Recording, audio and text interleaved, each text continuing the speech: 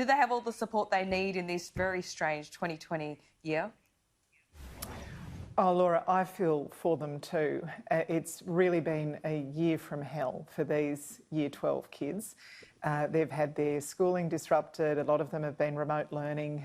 Depends where you are in the country. Sometimes that's been for a short time, sometimes it's been for many weeks. And of course, they've missed out on all those big rites of passage. A lot of them have missed out on final school assemblies and presentation days and the sporting events. And I think formals are back on in most states and territories now, but it's been a very disrupted year. And the last thing these kids need is the legislation that's just passed through the Parliament now, which will make it harder and more expensive to go to university next year.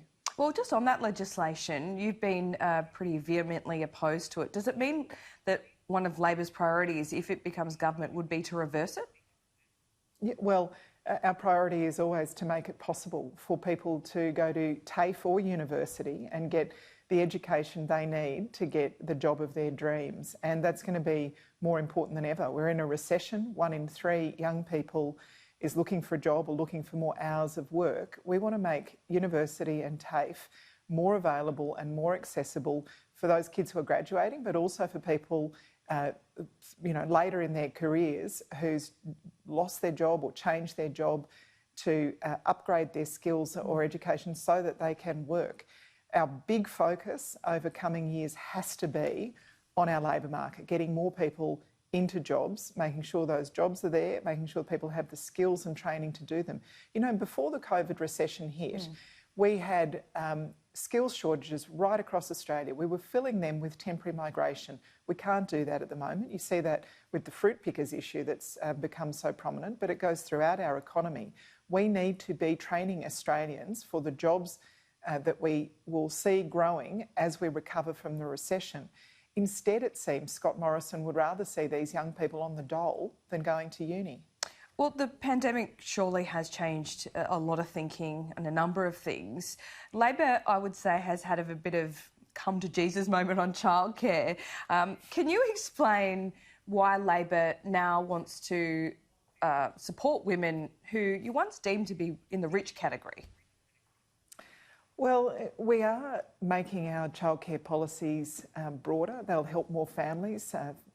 Families will have thousands of dollars more in their pockets at the end of the week. And it goes back to this problem of the recession. The Australian economy needs a productivity boost. We need to make sure that no one has to say no to a 4th day a week of work or a 5th day a week of work because they can't afford the childcare. And we know many, many women were doing that. But you know this was happening before the recession as well.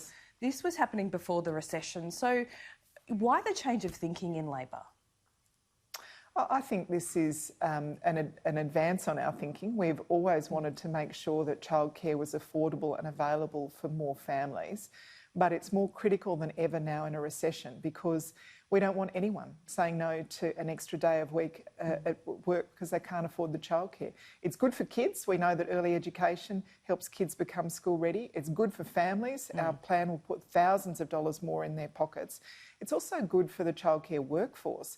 We know that every $1 million we invest in childcare creates about 8 new jobs for women.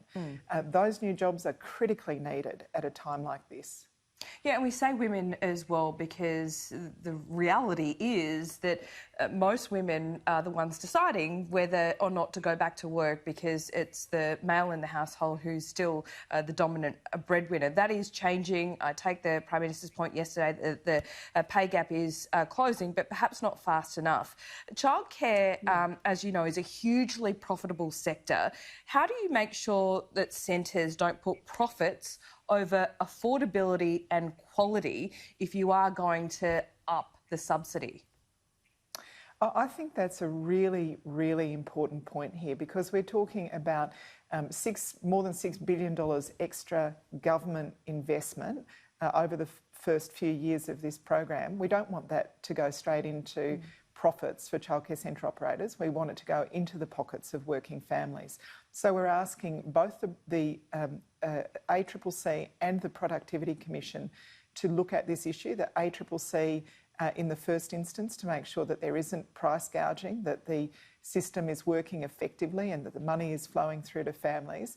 And longer term, we're asking the Productivity Commission to make sure that the design of the system is fit for purpose, so that government investment goes into making childcare more affordable, making sure that we've got the workforce that we need to deliver this absolutely vital service for families. The productivity gains, the ACCC point is really important, but aren't the productivity gains obvious? Why are you pushing out the, I guess, more generous part of your scheme till after a report in a couple of years? Because what we don't want to do is put billions of dollars of taxpayers' money on the table and see that disappear straight into profits. We need to make sure that this money flows into the pockets of working families. And there will be, as you say, productivity gains that are enormous. On one measure, a $10 billion increase in our economic activity as we allow more women to work the hours they want to work without being penalised by actually losing money by doing extra days of work every week.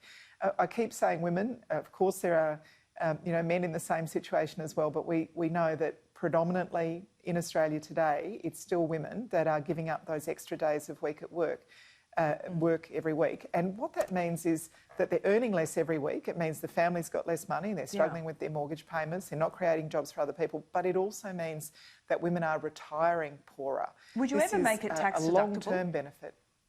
Well, we've examined tax deductibility more than once over the years, Laura, and what we've found is that it's not the most efficient way of spending the money to make it more affordable.